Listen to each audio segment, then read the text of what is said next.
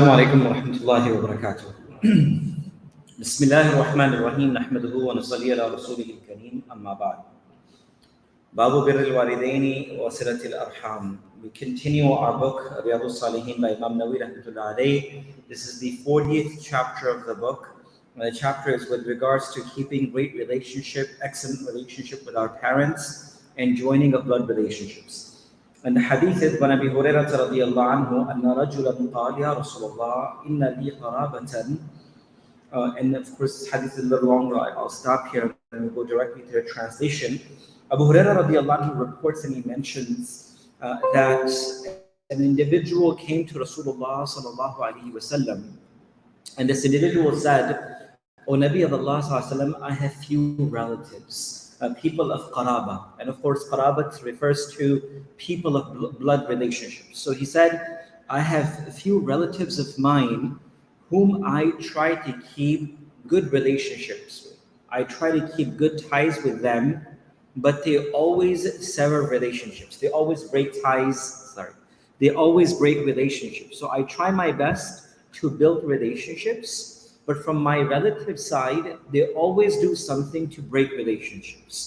And I, from my side, as an individual, that person is saying, whom I treat kindly, but they always treat me badly, right?" And this is usually the case in many times of course, as community, we hear this a lot. This is a concern that is brought up by so many individuals, that we have blood relationships and situations are not working out. What should we do?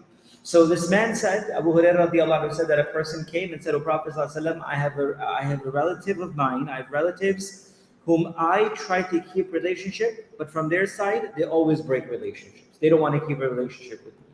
I try my best to be kind with them as much as I can, but in exchange to kindness, they always treat me harshly. They always treat me badly.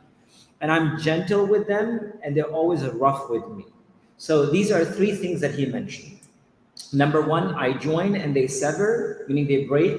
I am kind with them, but they are not kind, but they treat me badly. I'm gentle with them with rahmah and mercy, but they are rough with me in their relationships.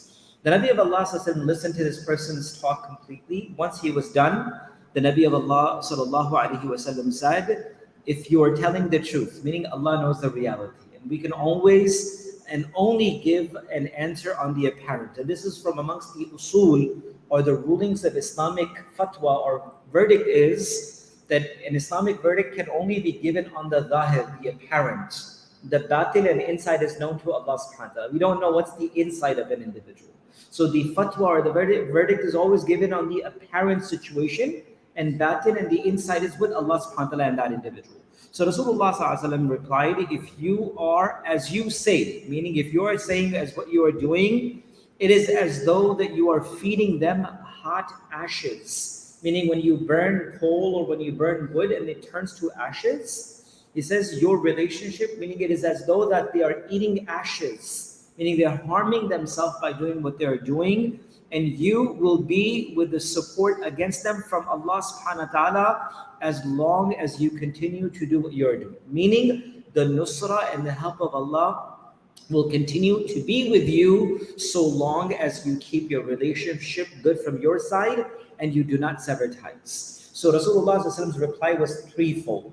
Meaning, if you are telling the truth as what you are saying to me, this is between you and Allah subhanahu wa ta'ala, then what they are doing and what you are doing is in exchange, it is as though that they are taking burned ashes, meaning they are harming their own selves by keeping such relationship. As a person which touches the ashes or comes close to fire, or anyone who comes even interacts with them will always cause harm to himself.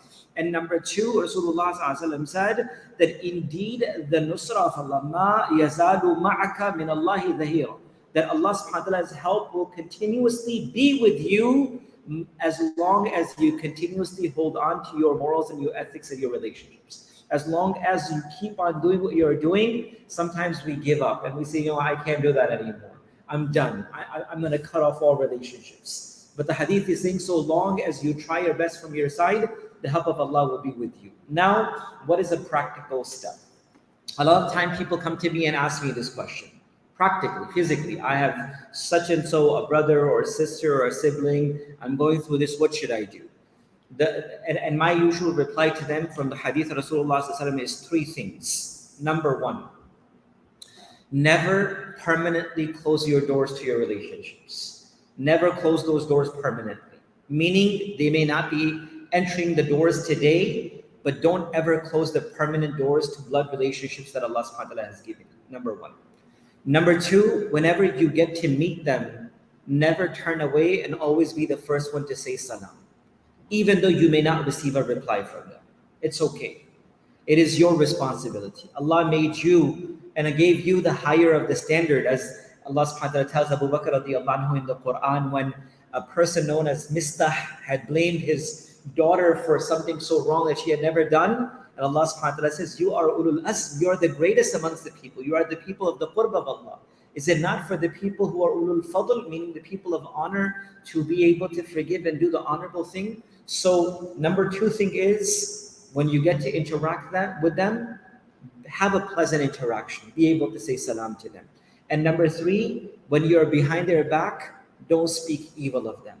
Even though you may not be on good terms with your relatives. Don't backbite. Don't slander. Don't gossip.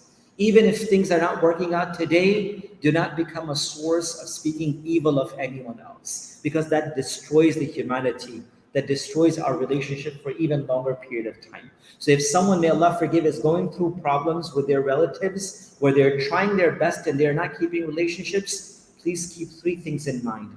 Don't permanently close your doors. Always have that option that inshallah, my doors is always open. When you're ready to come, I'm always here for you, right? And even myself, to walk to them and seek forgiveness and reconcile if situation occurs. Number two, please do not stop saying salam when you meet them or when you interact with them. Your postures, your blessings, and that of course should continue. And number three, when you're not in their presence, don't do ghibah. Do not slander, do not backbite, do not gossip. And even if you cannot speak good of someone, just remain silent. Don't say anything that may cause the relationships to even further separate. May Allah give us tawfiq and ability to practice and live our lives according to the Quran and the Sunnah of the Prophet sallallahu alaihi wasallam. Subhanallah wa bihamdihi.